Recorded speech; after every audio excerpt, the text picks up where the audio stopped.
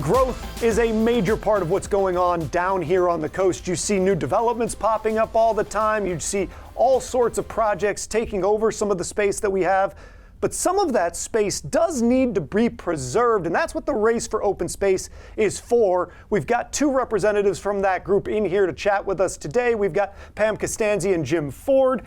And Jim, let's start with you, because you are the campaign director here. Tell us a little bit about what your program is and why it's important.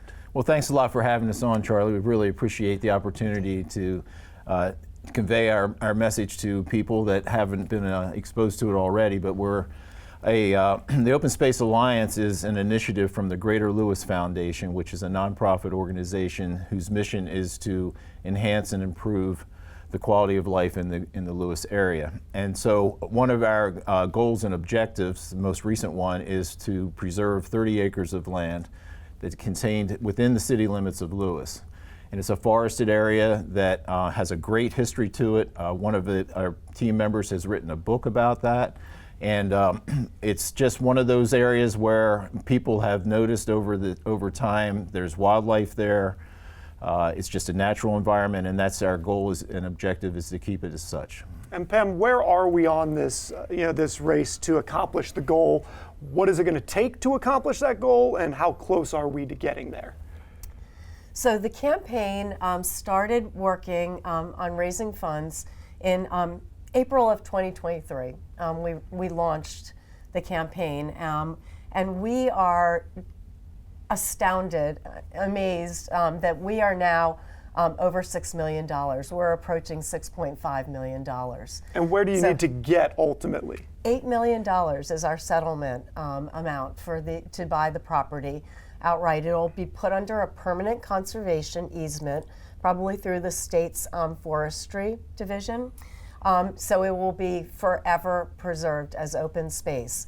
And it will be owned by the City of Lewis. It will become part of the City of Lewis's parks system.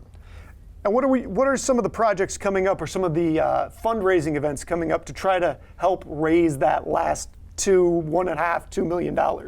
Well, the most recent one will be on April 5th, and we have a 5K run and a 1 mile fun walk at Smith Park, and we go right past the property that we're trying to protect. Whether you run or walk, you'll be able to be exposed to it and see it. Maybe there'll be a few deer out there to greet you when you come by, Probably. Yeah. So it's April 5th, and Madeline Overturf is going to be there and MC for us. Always does a great job. So we hope people will come out, to participate in the race. There's the local businesses provide food and beverages there for us. Yep. The Williams brothers, who are the sons of the current mayor, Andrew Williams of Lewis, they are great musicians. They'll be there performing and making it. It's a great vibe that they send out when they do that. They did that for us last year.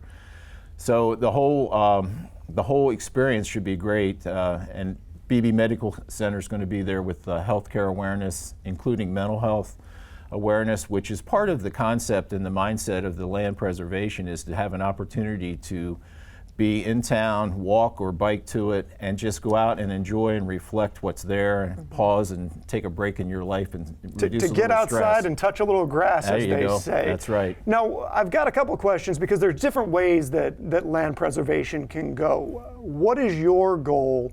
Do you guys want to leave it as is? Do you want there to be walkways through this land? How do you approach preserving this chunk of land, and what to or not to do with it? So one of the exciting things that's happening right now is we've got a group of master naturalists who are associated with the University of Delaware, and we've also got a really renowned landscape architect, Rodney Robinson, who is donating his time to develop walking paths through the preserve. It'll probably be a looped type trail system. There will be no paving over of anything. There won't be a parking lot or bathrooms or anything like that, but it'll be a really nice, probably mulched trail that'll go through, and that'll make people aware of, like, on this 30 acres, there's a lot of different habitats. There's a lot of native plants and trees. that'll be identified, as well as wetland areas. This will be a non-invasive walking trail, a very peaceful, tranquil place. So there's another about $1.5 to $2 million you guys still have to raise. Yep. How would somebody donate if they want to donate? How do they get involved if they want to get involved? So the best way to get information is to go to our website, which is osalewis.org. And there's all kinds of opportunities for donation formats where you can do that. Pam, would you like to run by those? Sure. We do have a secure online giving site, so you can donate directly online. If your company has a matching gifts program, we are a 501c3, so we qualify for matching gifts. A lot of people have done that. Doubles your gift, depending on what your company's policy is. Well, thank you so much, guys. Is there anything you want to add today? I would just say please go to our website. We have a lot of events going on, in the next few months, and it's just an opportunity to see how you can support it, and go out and have a nice meal, go to a concert, lots of ways to support the campaign. Well, giving back and making a difference all at the same time, it's your chance to preserve some of that open space that still exists here on the coast. We're going to take a break. More Coast Life is coming up right after this.